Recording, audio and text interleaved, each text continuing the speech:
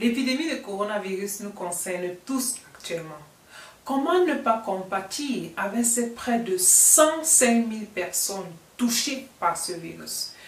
Ces 3 500 personnes à qui le virus a déjà arraché la vie, les milliers de personnes en quarantaine dans leur propre maison ou sur un bateau alors qu'ils allaient tout simplement en croisière, ou encore en isolation dans des hôpitaux, les étalages de supermarchés vidés, les pénuries de certains produits alimentaires, des tournois de football annulés, des écoles fermées, des villes fantômes comme on les connaît normalement à la télévision sont devenues réalité. Eh bien, les conséquences à long terme de cette épidémie sont sûrement encore sous-estimées, pas seulement pour la Chine, mais aussi pour tous les habitants de la planète. Sans oublier, bien sûr, l'impact économique. L'inquiétude se répand, les fake news aussi. Raison pour laquelle il est très nécessaire d'apporter de la bonne information de sources sûres. Dans cette vidéo, j'essaierai de répondre aux questions du genre, c'est quoi un virus? D'où vient ce virus? Quels sont les problèmes de santé qu'on a quand on est infecté par ce virus? Comment reconnaître que je suis malade, par exemple? Existe-t-il des traitements? Et encore beaucoup plus de questions qui circulent sur les réseaux sociaux. Est-ce que l'ail, la vitamine C, le citron aident à prévenir le coronavirus? Est-ce que la chloroquine soigne le coronavirus? Est-ce une invention de laboratoire? Est-ce que ça touche seulement les blancs? Qu'en est-il de certains pays dont le système de santé sont fragiles? On ira au Cameroun par téléphone. Et à la fin de la vidéo, très important, on va parler des femmes enceintes, les enfants, les femmes qui allaient, car il y a très peu d'informations là-dessus. Salut et bienvenue sur Médecine Facile. Moi, c'est Dr Letty. J'utilise cet espace pour informer et sensibiliser le plus de personnes possible sur les questions de santé et maladie. Car c'est évident, sans la santé, rien n'est possible. Si tu regardes cette vidéo, ce sont des thèmes qui t'intéressent. Alors, je t'invite sans plus tarder à t'abonner à cette chaîne. Deux choses à faire. Appuie sur le bouton rouge, appuie sur la petite cloche, les notifications pour ne plus rater aucune de nos vidéos. Tu l'as sûrement aussi remarqué, le coronavirus fait la une de l'actualité. Même dans les cours de récréation, on en parle. Il est difficile maintenant de tousser dans un endroit public. Tout le monde se tourne et regarde quand on tape coronavirus. Mais bon, comme toujours, pendant des périodes ainsi, il y a aussi beaucoup de désinformation là-dedans. Alors, c'est temps de mettre de l'ordre dans le désordre de vos idées. C'est quoi ce virus? D'où est-ce qu'il vient? Ça, c'est la question qu'un internaute m'a posée. Ici, c'est Médecine Facile, alors on explique les choses terre à terre. Un virus, c'est un microbe. Un microbe, c'est un tout petit être. Il est si petit, vous ne pouvez pas le voir à l'œil nu. Vous avez besoin d'un microscope pour les voir. Mais on voit leurs effets, comme les infections, comme il s'agit du coronavirus. En fait, le virus, le microbe responsable de cette épidémie qui fait la une de l'actualité s'appelle le SARS-CoV-2. Le coronavirus du syndrome respiratoire aigu sévère. La maladie s'appelle COVID-19. Co fut corona, V fut virus, D fut disease et 19 parce que ça a été découvert pour la première fois en 2019.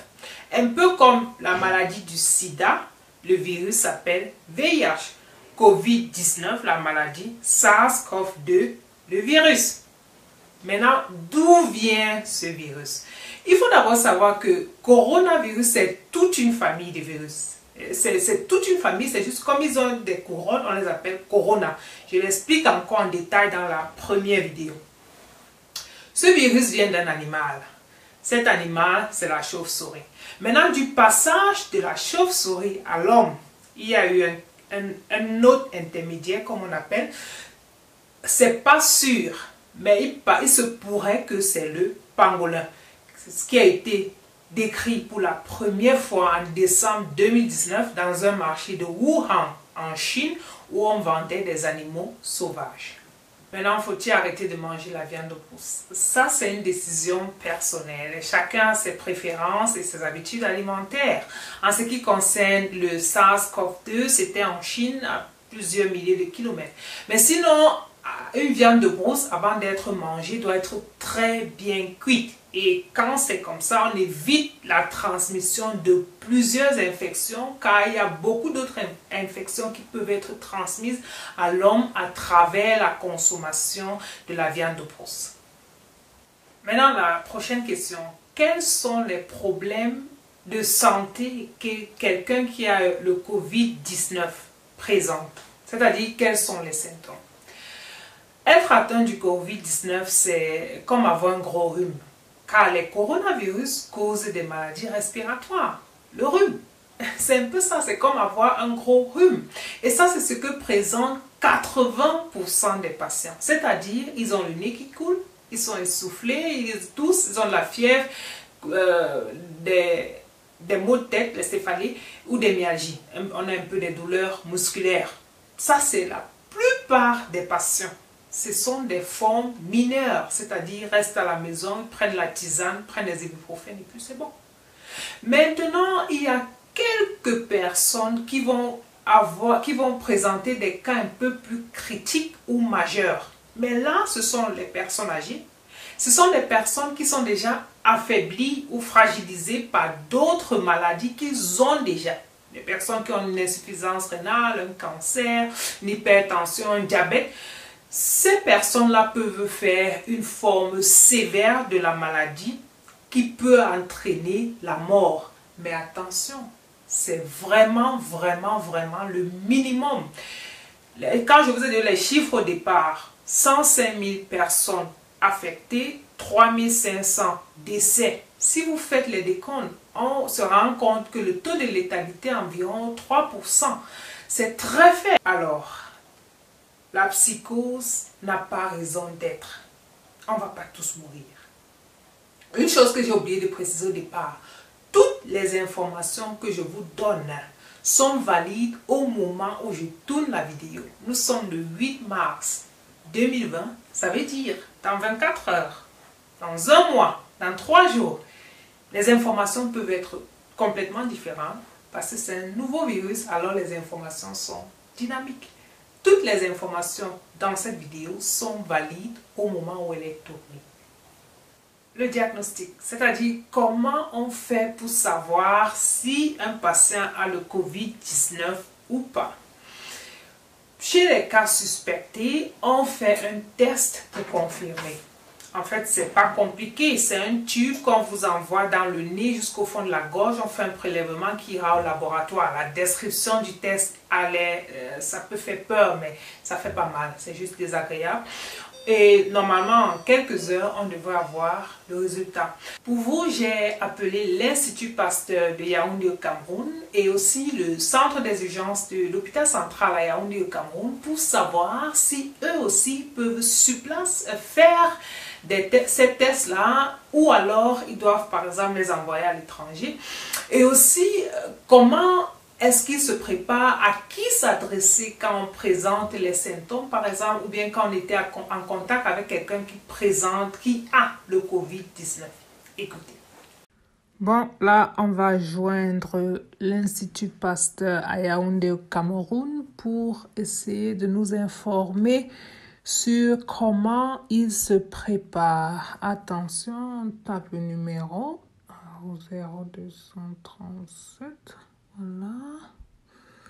Puis on a le 222 23 10 15. Appel lancé. On voit. L'abonné que vous avez essayé de joindre est temporairement suspendu. The subscriber you dialed is temporarily suspended. Ok.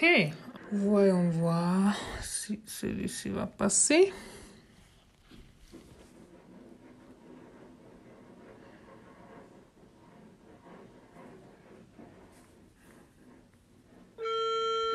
Ah, ça sonne. C'est déjà quelque chose.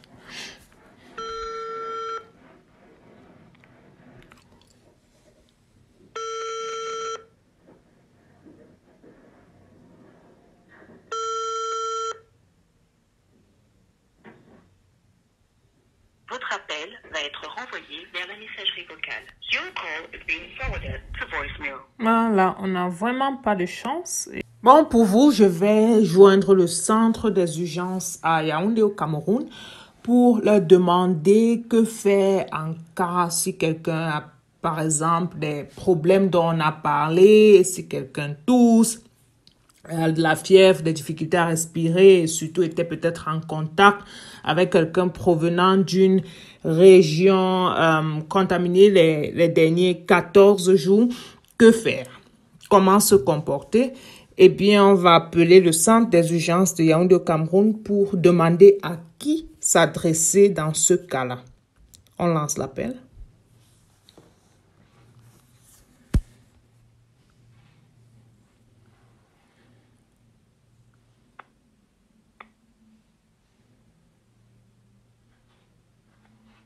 Die von Ihnen gewählte Nummer ist nicht vollständig.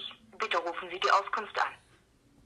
The number you've dialed is incomplete. Please call the information service. Die von Ihnen gewählte Nummer ist nicht vollständig. Oh, ça, c'était le numéro qui est sur le net. Eh bien, qu'est-ce qu'on va faire? Malheureusement, je n'ai pas pu joindre ni l'Institut Pasteur de Yaoundé, ni le centre des urgences de l'hôpital central de Yaoundé au Cameroun. Mais pour vous, j'ai ce communiqué de précis.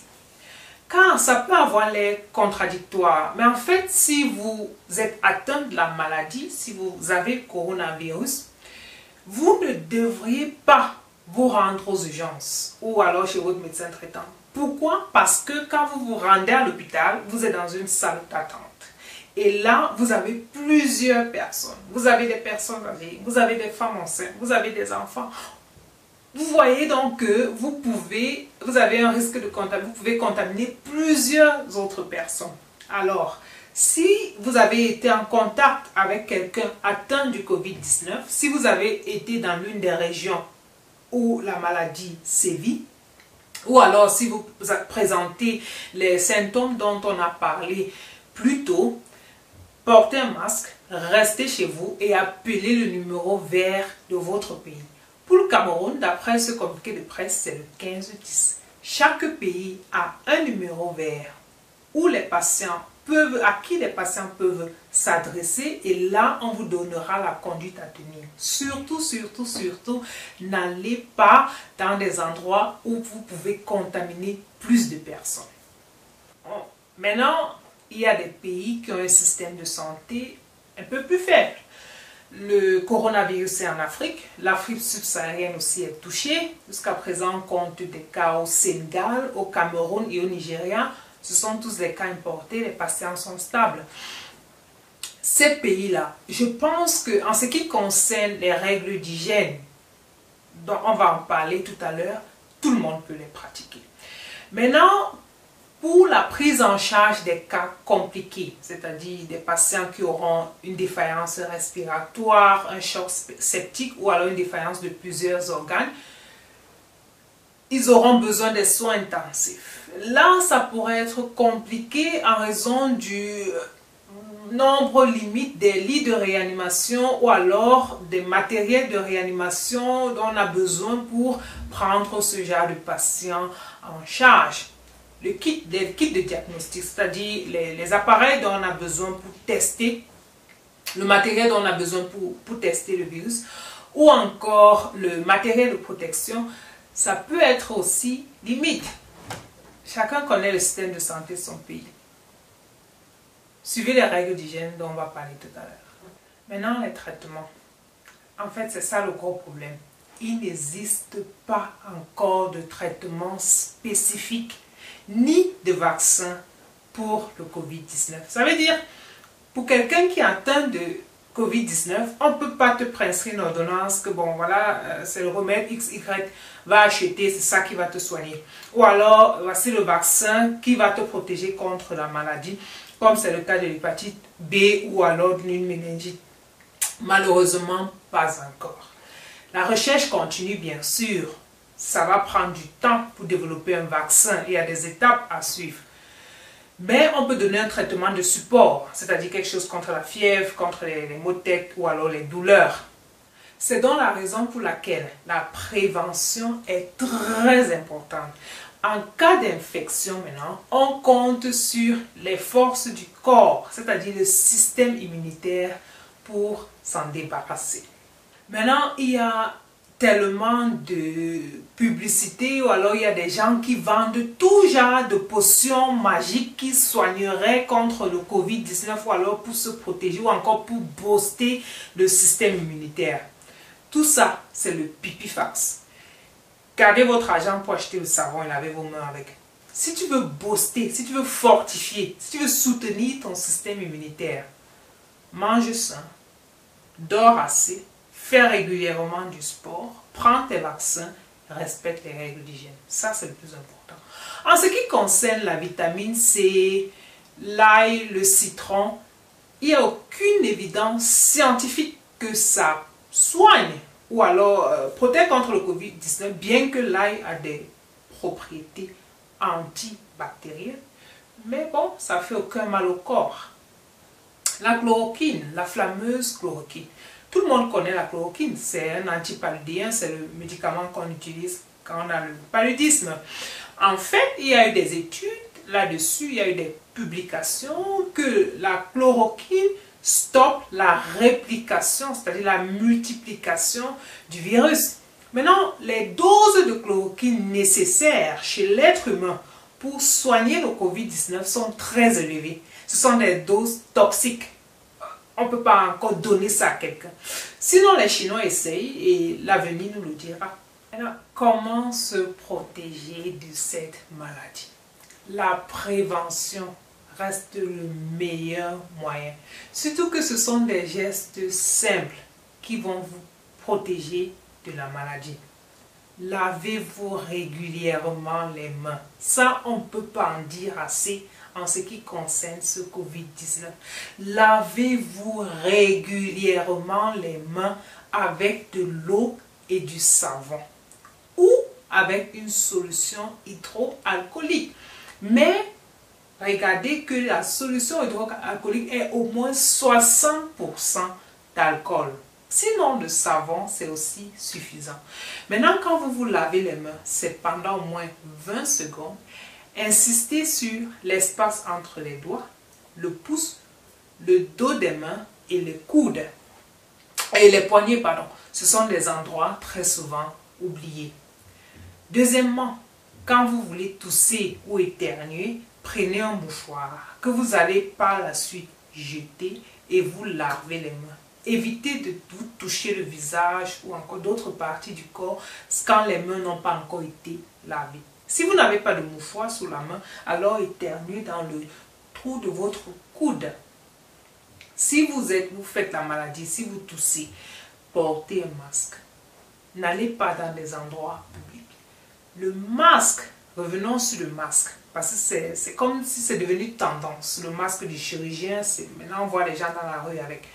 Le masque du chirurgien, c'est pour les gens malades. Pour que quand ils toussent, les postillons ou alors quand ils éternuent, n'atteignent pas d'autres personnes. On estime environ 1 à 2 mètres l'espace qu'il faut avoir pour être en sécurité quand quelqu'un tousse. Ou alors l'espace où le virus sera transmis. Pour ceux qui ne sont pas malades, vous n'avez pas besoin de masque. Laissez-les pour ceux qui en auront besoin. Parce qu'il y a déjà beaucoup de pénuries de masques. Les gens ont même déjà appris comment faire des masques avec papier hygiénique. Il n'y a pas de raison de paniquer, pas de psychose. Donc vous comprenez qu'en cette période d'épidémie, on appelle à votre discipline et à votre civisme. Très souvent, on n'obéit pas ou alors on ne fait pas ce que le gouvernement nous recommande ou encore le personnel de santé. Là, ce n'est pas la blague. Il s'agit de votre santé. Respectez les règles d'hygiène. Est-ce que le coronavirus touche seulement les blancs? C'est très facile de répondre à la question et bien sûr c'est non. On a vu le cas de l'étudiant camerounais Kem Senou Pavel à Wuhan. Il a été affecté par la maladie, il a fait l'infection, le Covid-19. C'est la preuve que cette maladie-là touche aussi les Noirs. C'est bien en sorti, il est guéri aujourd'hui. Courage à toi, Pavel. Est-ce que le coronavirus est une invention de laboratoire? C'est une rumeur, il n'y a aucune évidence là-dessus. Toute une chose est sûre, c'est que le virus est là. Il tue des personnes en sont malades. Ça, c'est d'abord le plus important. Maintenant, pour terminer, qu'en est-il des enfants, bébés, femmes enceintes, femmes qui allaitent? Il y a très peu d'informations là-dessus. Eh bien, c'est un nouveau virus. Il n'y a pas assez de littérature. C'est vraiment nouveau. On a des informations au jour le jour. Comme je dis, en ce qui concerne les informations, les publications à l'heure où je tourne la vidéo, qui est le 8 mars 2020, on a l'impression que les enfants et les femmes enceintes sont plutôt épargnés par cette maladie. En ce qui concerne les enfants, on pourrait penser qu'ils sont aussi affectés comme tout le monde, mais apparemment, ils ne font pas de forme sévère de la maladie. Pourquoi? On ne sait pas. Mais par analogie, il y a d'autres maladies infectieuses qu'on sait que l'enfant fait des formes moins sévères ou alors l'enfant les tolère mieux que l'adulte. C'est le cas de la rougeole ou alors de la varicelle. Les adultes font des formes plus sévères que les petits-enfants. Mais sinon, il faut continuer de renforcer les règles d'hygiène, prendre des précautions et se laver régulièrement les mains. En ce qui concerne les bébés, même chose. Éviter de faire des bisous aux bébés. On sait que le virus ne se transmet pas sur une distance de 2 mètres. Quand quelqu'un éternue, il faut mettre l'enfant un peu plus loin. Prendre un peu plus de précautions pour le moment de l'épidémie. C'est peut-être pas très agréable, nouveau-né, tout le monde touché, bisous, tout. Mais bon, pour le moment, actuellement, il est nécessaire de respecter ces règles-là. Les femmes enceintes.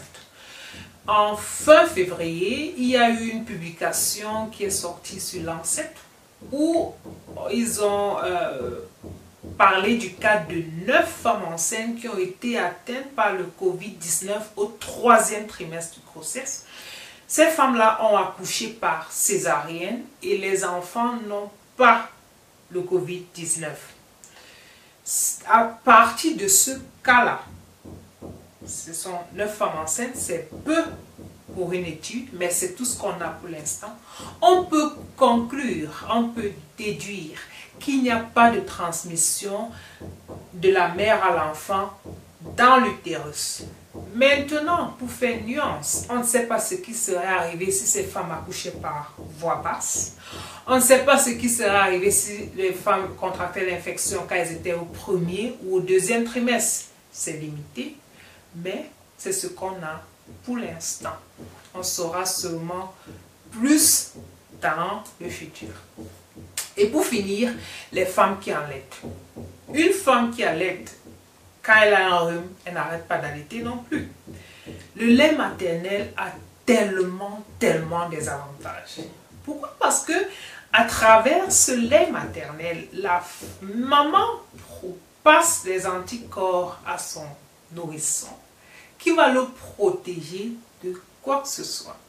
Ça, c'est une immunité passive. Ça veut dire qu'il est encouragé, il faut que les femmes continuent d'allaiter.